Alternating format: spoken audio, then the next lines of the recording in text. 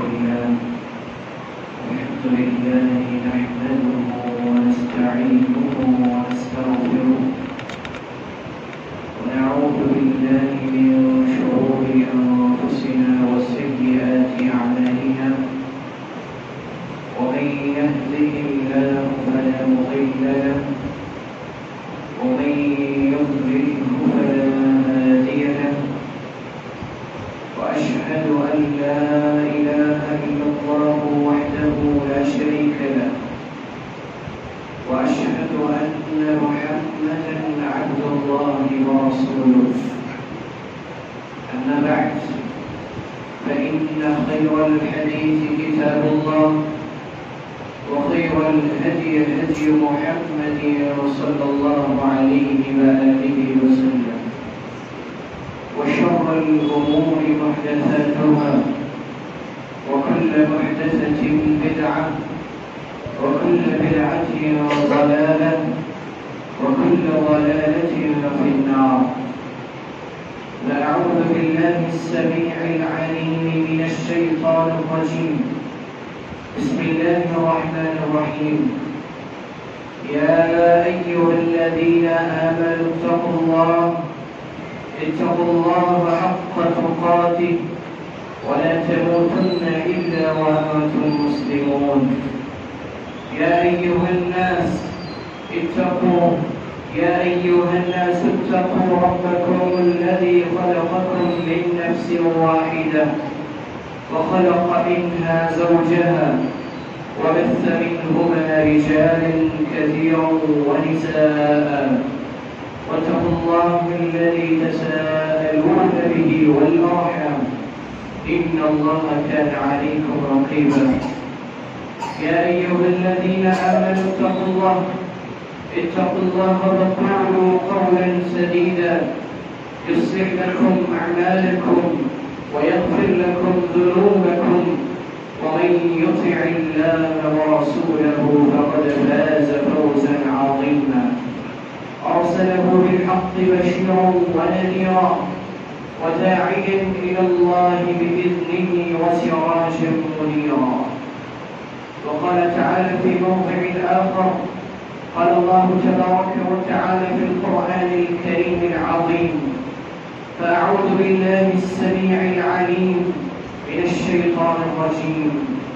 ولمن خاف مقام ربه جنتان فبأي آلاء ربكما تكذبان كلمة الله هي العليا.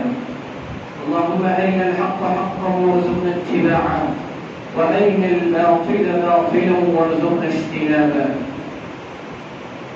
لائق التكريم سمعنا مكرم اللہ رب العزت ہم سب کے خالق و مالک ہے، رازق ہے کہ جس کے علاوہ کوئی معبود برحق نہیں، کہ جس کے علاوہ کوئی معبود الہ نہیں، کہ جس کے قبضہ قدرت میں ساری کائنات کا ذرہ ذرہ ہے، کہ جس کا علم اس قدر عظیم ہے کہ کائنات میں جتنے درخت ہیں ان درختوں پہ جتنے پتے ہیں وَمَا تَسْقُطُ مِن وَرَقَةٍ إِلَّا يَعْلَمُهَا، کوئی ایک پتا بھی ایسا نہیں جو زمین پر گرتا ہے اس کے گرنے سے پہلے اللہ رب العزت کو اس کا علم ہو جاتا ہے.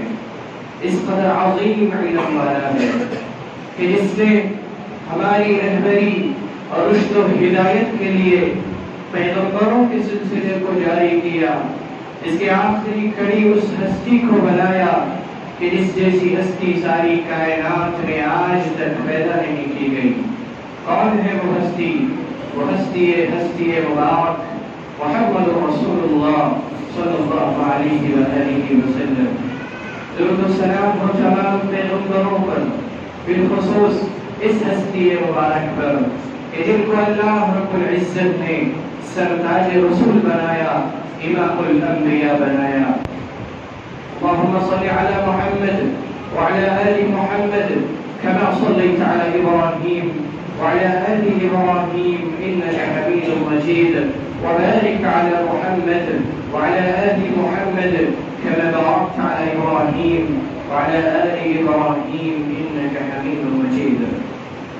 خطبہ رسولہ کے بعد میں نے آپ کے سامنے یا آپ کے روبرو قرآن کریم کے 2 آیات کی تلاوت کی. خالق و مالک ان آیتوں میں فرماتے ہیں وَلِمَنْ خَافَ مَقَامَ رَبِّهِ جَنَّتَانِ، جن کے دلوں میں اللہ کا خوف ہوتا ہے، جن کے دلوں میں اللہ کا ڈر ہوتا ہے، وہ خوف کھاتے ہیں، قیامت کے دن اللہ کے آگے کھڑے ہونے سے ڈرتے ہیں. اللہ رب العزت نے ایسے لوگوں کو نوید سنائی، فرمایا بِهِ جَنَّتَانِ، ان کے لیے 2 جنتیں ہیں.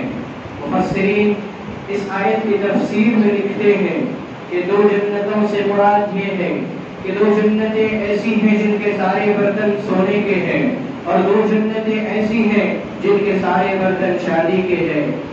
جو انسان جس قدر اللہ کا خوف اپنے دل میں رکھے گا، جتنا اللہ رب العزت کا کی خوف اور اسی طرح اللہ تعالیٰ کا ڈر اپنے دل میں رکھتا ہے، اللہ تعالیٰ قیامت کے دن جنت میں اس کو اتنا بڑا مقام عطا کرتے ہیں.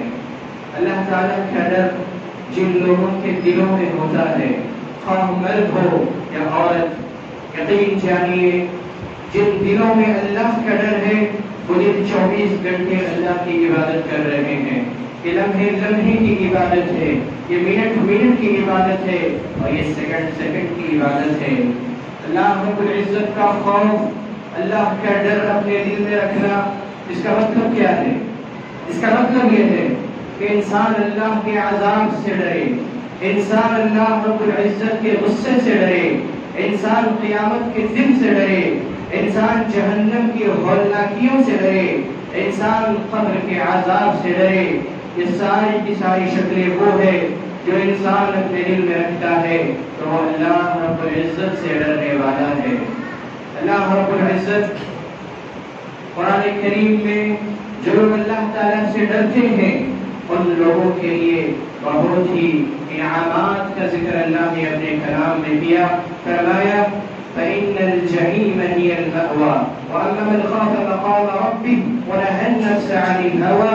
جو اللہ رب العزت کا خوف اپنے دل میں رکھتا ہے، اللہ کا ڈر اپنے دل میں رکھتا ہے اور شہوتوں سے روکا رہتا ہے، اپنے آپ کو روکتا ہے، اللہ فرماتے ہیں کہ اس کا ٹھکانہ جنت ہے.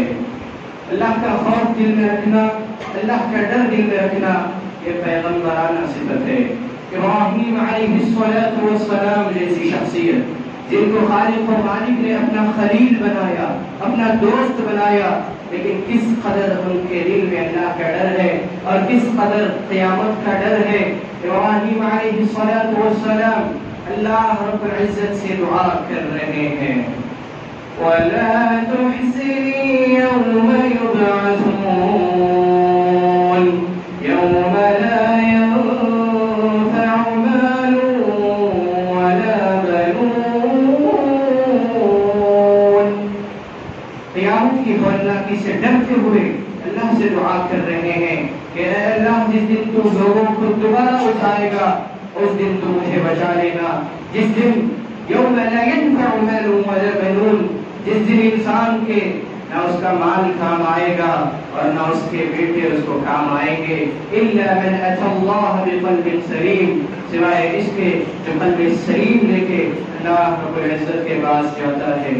مومنوں کی جو صفت ہوتی ہے، اللہ رب العزت نے قرآن کریم میں ایک صفت کا تذکرہ کیا. فرمایا انما المؤمنون الذين اذا ذكر الله وجلت قلوبهم واذا تليت عليهم آياته زادتهم ایمانا. مومنوں کی صفت اللہ نے بتائی ہے. جو مومن ہوتے ہیں جب ان کے سامنے اللہ کا ذکر کیا جاتا ہے، جب اللہ کا ذکر ان کے کانوں سے ٹکراتا ہے، ان کے جسم پہ جو اثر مرتب ہوتا ہے، اللہ نے فرمایا ان کے دل پہ اثر مرتب ہوتا ہے. وجلت قلوبهم، ان کے جو دل ہوتے ہیں وہ لرز اٹھتے ہیں. ان کے دلوں میں اللہ کا خوف پیدا ہو جاتا ہے، ان کے دلوں میں اللہ کی خشیت پیدا ہو جاتی ہے.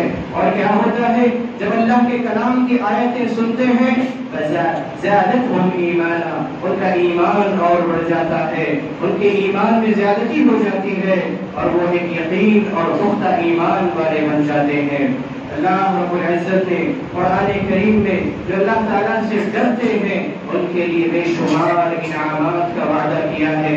جو اللہ کو حقیقت میں اللہ کا ڈر پیدا ہی اس کے دل میں ہوتا ہے جو اللہ کا علم رکھتا ہے، اس کی ذات کا، اس کی قدرت کا، اس کی صفات کا، اس کی طاقت کا.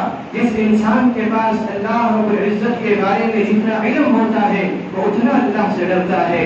اس لیے اللہ رب العزت قرآن کریم میں فرماتے ہیں انما یخشی اللہ من عباده العلماء، بندوں میں سب سے زیادہ ڈرنے والے کون ہیں اللہ سے؟ کن کے دلوں میں اللہ کا ڈر ہوتا ہے؟ ان کے دلوں میں ہوتا ہے جو اللہ کو جانتے ہیں، جن کے پاس علم ہوتا ہے شریعت کا اور اسلام کا، جو علم رکھتے ہیں وہ اللہ سے سب سے زیادہ ڈرتے ہیں. اس لیے اگر ہم دیکھیں پوری کائنات کی سب سے افضل ہستی محمد مصطفیٰ صلی اللہ علیہ وسلم ہے. پوری کائنات کا سب سے زیادہ علم اللہ تعالیٰ نے آپ ہی کو دیا. آپ کی خوف کا کیا عالم تھا، آپ کی خشیت کا کیا عالم تھا. اللہ کے رسول فرماتے ہیں لو تعلمون ما اعلم واللہ لأضحكتم قلیلا ولبكيتم كثيرا.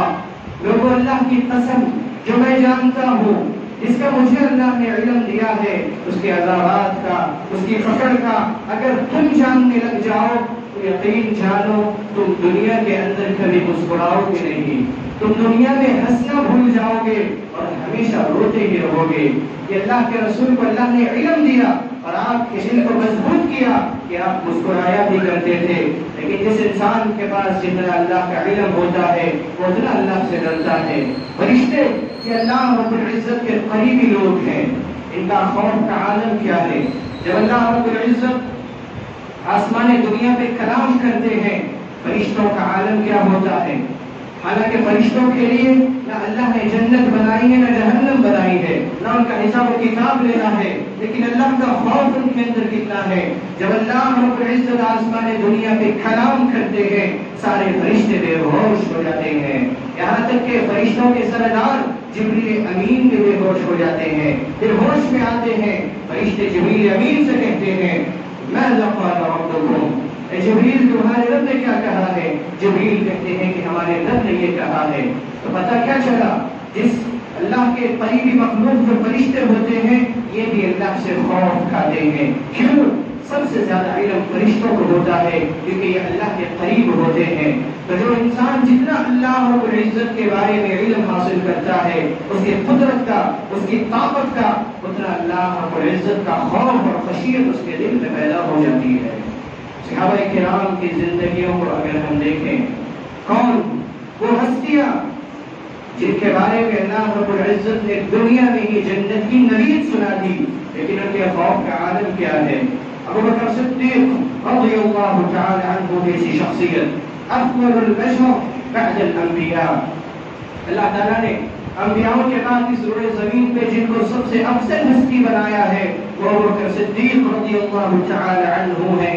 لیکن ان کے دلوں میں اللہ کا خوف، اللہ کا ڈر کتنا تھا، قیامت کے دن کی رسوائی اور ذلت کا ڈر کتنا تھا. ایک پرندے کو دیکھتے ہیں اور اس پرندے کو دیکھ کر کے ان کے دل میں اس کے اوپر رشک آ جاتا ہے کہ پرندے کتنا خوش نصیب ہے، جب مر جائے گا نہ تو اللہ تعالیٰ تیرا حساب لیں گے، نہ تیرا کتاب لیں گے اور نہ تجھے عذاب کیا جائے گا. ایک پرندے کو دیکھ کر کے رشک کر رہے ہیں. کون؟ وہ جو سب سے اعلیٰ ہستی ہے انبیاؤں کے بعد، لیکن اللہ کا خوف، اللہ کا ڈر، اللہ کی خشیت اتنی ان کے دل میں ہے کہ قیامت کے دن کی ذلت اور رسوائی سے بچنے کے لیے ایک پرندے میں رشک کر رہے ہیں اور یہ کہہ رہے ہیں کہ کاش کہ میں ایک پرندہ ہوتا.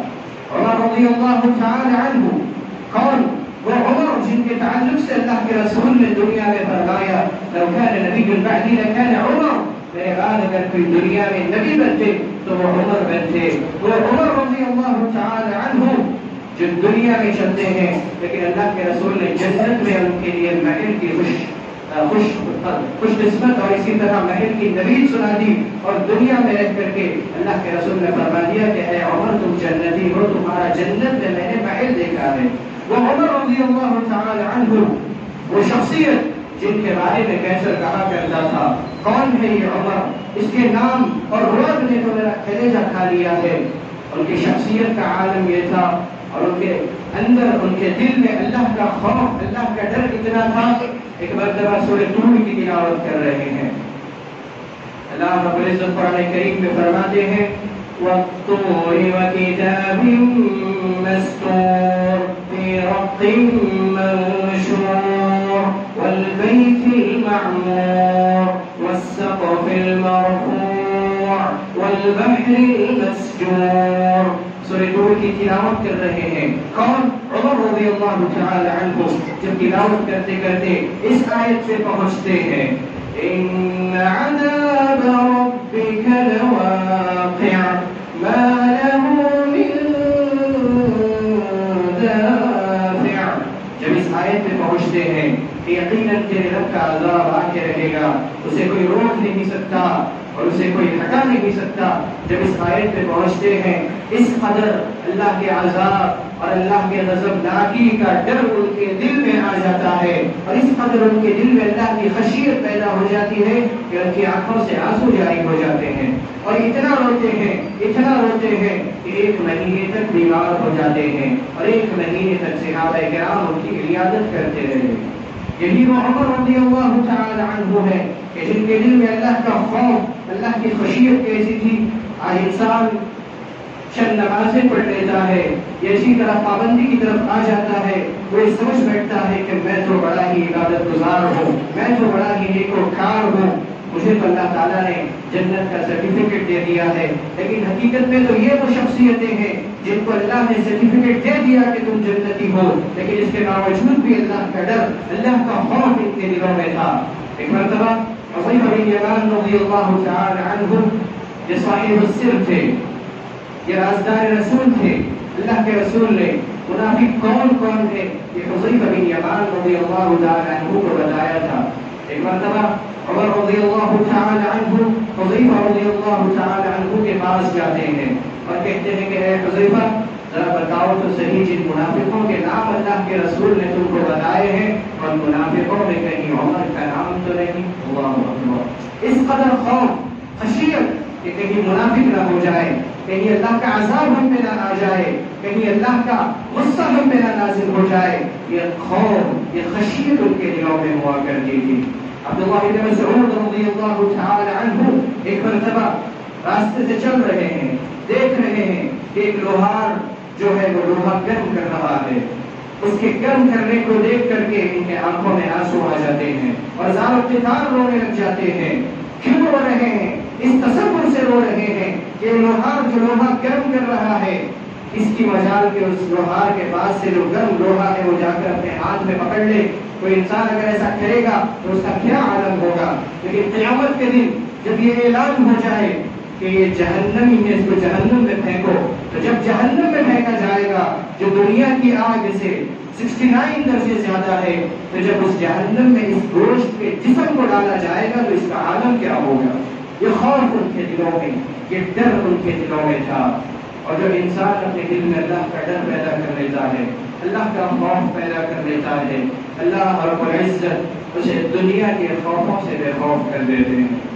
سلف صالحین میں سے کسی انسان کو سزا دی گئی، وقت کے بادشاہ نے یہ اعلان کیا کہ اس کو جیل میں ڈالو اور کیا کرو، اندر ایک بھوکا شیر داخل کر دو۔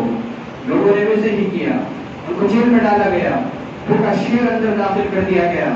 الجزاء من جنس العمل، یہ 2 جلدوں میں کتاب ہے، قصہ بڑا لمبا ہے، مختصر آپ کی خدمت میں پیش کیے دیتا ہوں۔ جیسے ہی ان کو ڈالا گیا اور شیر کو اندر داخل کیا گیا، لوگوں نے دروازہ بند کر دیا۔ کچھ دیر کے بعد جاتے ہیں، دروازہ کھولتے ہیں، دیکھ رہے ہیں کہ شیر دم ہلاتا ہوا بیٹھا ہوا ہے اور وہ ہاتھ میں کپڑا لیے ہوئے ہیں۔ پوچھتے ہیں کہ شیر نے آپ کو کیوں نہیں کھایا؟ وہ کہتے ہیں کہ شیر تو مجھ پہ کھانے کے لیے آیا، وہ مجھ پہ جھپٹا، لیکن میں نے اللہ اکبر کہا، اللہ کی مخلوق ہے، جب تک اللہ کا فیصلہ نہ ہو یہ مجھے کھا کیسے سکتا ہے؟ میں نے جیسے ہی اللہ اکبر کہا وہ بیٹھ گیا، لیکن اس کا جو لعاب تھا وہ میرے کپڑوں پہ گر گیا. میں دلائل ریمائنڈ کر رہا تھا کہ اس کا لعاب پاک ہے کہ نہ پاک ہے. آپ نے دروازہ کھول دیا تو پتہ کیا چلا؟ جس انسان کے دل میں اللہ کا خوف آتا ہے، اللہ کی خشیت اور اللہ کا ڈر آتا ہے، اللہ تعالیٰ اسے دنیا کے خوفوں سے بے خوف کر دیتے ہیں. اور جس انسان کے پاس اللہ کا ڈر آ جاتا ہے، اللہ کا خوف آ جاتا ہے، اللہ رب العزت اس کی پریشانیوں کو دور کر دیتے ہیں، اس کی مشکلات کو آسان کر دیتے ہیں، اس کی تکلیفوں کو دور کر دیتے ہیں. عبداللہ بن عمر رضی اللہ تعالی عنہ ایک مرتبہ راستے سے چل رہے ہیں، دیکھ رہے ہیں کہ ایک بکریاں چرانے والا انسان بکریاں چرا رہا ہے. اسے پوچھتے ہیں کہ لاؤ ایک بکری مجھ کو دے دو. وہ کہتا ہے یہ بکریاں میری ملکیت تو نہیں، یہ تو میرے مالک کی ملکیت ہے. وہ کہتے ہیں مالک تو موجود نہیں ہے، مالک کون سا دیکھ رہا ہے؟ تو کیا کرو، بکری دے دو اور اس کے پیسے لے لو. جب مالک آئے تو کہہ دینا کہ بکری گم ہو گئی ہے یا بھیڑیا کھا گیا. وہ کہتا ہے ٹھیک ہے میں آپ کو بکری تو دے دوں گا. اور آپ کہہ رہے ہیں کہ مالک یہاں موجود نہیں ہے، فَأَيْنَ اللَّهُ، یہاں پہ مالک موجود نہیں ہے لیکن ساری دنیا کا خالق اور مالک کو دیکھ رہا ہے. اس کو کیا جواب دیں گے؟ اللہ کا ڈر، اللہ کا خوف. یہ بات اتنی اثر کرتی ہے ابن عمر رضی اللہ عنہ پر کہ جاتے ہیں اور اس سے مالک سے ملتے ہیں اور کہتے ہیں کہ وہ جو غلام ہے اس کو آزاد کر دو. اور وہ ساری بکریاں خریدتے ہیں اور اس کو تحفے کے طور پہ دے دیتے ہیں. تو پتہ کیا چلا؟ جس انسان کے دل میں اللہ کا ڈر آ جاتا ہے، اللہ کا خوف آ جاتا ہے، اس غلام کے اندر اللہ کا خوف تھا، اللہ نے اس کو غلامی سے آزاد کر دیا. وہ فقیر تھا، اللہ تعالیٰ نے اس کو مال و دولت عطا کر دی. جو انسان اللہ سے ڈرنے لگ جاتا ہے، اللہ رب العزت کا خوف اپنے دل میں رکھتا ہے، اللہ تعالیٰ اس کی مشکلات کو، اس کی پریشانیوں کو، اس کی تکلیفوں کو ویسے ہی دور کر دیتے ہیں. اور جو انسان اللہ کے خوف سے آنکھوں میں آنسو بہاتا ہے، قیامت کا دن ہوگا جو بڑا ہولناک دن ہوگا، جس دن سورج انتہائی قریب ہوگا. ہر انسان ایک دوسرے کو دیکھ کر بھاگیں گے اور چیخیں گے اور چلائیں گے اور کہیں گے کہ حساب و کتاب جلدی لے لیا جائے. اس قدر ہولناکی کا دن ہوگا. اور اس ہولناکی والے دن اللہ تعالیٰ جن خوش نصیبوں کو عرش کے سائے میں جگہ دیں گے، ان خوش نصیبوں میں ایک وہ بھی ہے جو اللہ کے رسول نے نبی سنائی ہے. کیا فرمایا؟ ایسا شخص جو اللہ کا خوف اپنے دل میں رکھتا ہے، جس کے دل میں اللہ کا ڈر ہوتا ہے اور اللہ کے خوف سے وہ آنسو بہاتا ہے، اس کے آنکھوں میں آنسو آ جاتے ہیں. وہ نماز پڑھ رہا ہے، اچانک اس کے دل میں عذاب کا ڈر آ جاتا ہے، اللہ کے خوف اس کے دل میں اچانک پیدا ہو جاتا ہے. یہ دعا کر رہا ہے، دعا کرتے ہوئے اللہ کا خوف اس کے دل میں آ جاتا ہے. تنہا ہے، اکیلا بیٹھا ہوا ہے اور اللہ کے خوف سے آنکھوں سے آنسو جاری ہو جاتے ہیں. یہ وہ شخصیت ہے کہ جس کو اللہ رب العزت قیامت کے دن عرش کا سایہ عطا کریں گے کہ جس دن اس سائے کے علاوہ کوئی اور سایہ نہیں ہوگا. اللہ رب العزت سے دعا کریے الہ العالمین ہمارے دلوں میں اللہ کا خوف پیدا کر دے. الہ العالمین ہمارے دلوں میں اللہ کا ڈر پیدا کر دے. الہ العالمین دنیا کے خوف ہمارے دل سے نکال دے اور رب کائنات سے ڈرنے کی توفیق عطا فرما دے. آمین تقبل یا رب العالمین. بارک اللہ لنا ولکم فی القرآن العظیم ونفعنا وإياكم بما فيه من الآيات والذكر الحكيم إنه تعالى جواد كريم ملك بر رحيم رب حليم.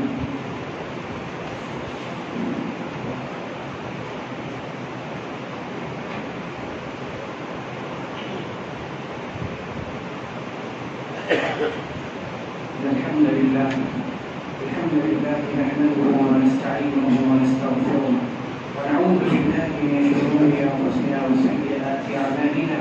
من يهده الله فلا مضل له ومن يضلله فلا هادي له. واشهد ان لا اله الا الله وحده لا شريك له واشهد ان محمدا عبد الله ورسوله. اما بعد فان خير الحديث كتاب الله وخير الهدي هدي محمد صلى الله عليه وسلم وشر الأمور محدثاتها وكل محدثة بدعة وكل بدعة ضلالة وكل ضلالة في النار. عباد الله رحمني ورحمكم الله، إن الله يأمر بالعدل والإحسان وإيتاء ذي القربى وينهى عن الفحشاء والمنكر والبغي يعظكم لعلكم تذكرون. واذكروا الله يذكركم وادعوه يستجب لكم ولذكر الله أكبر والله يعلم ما تصنعون.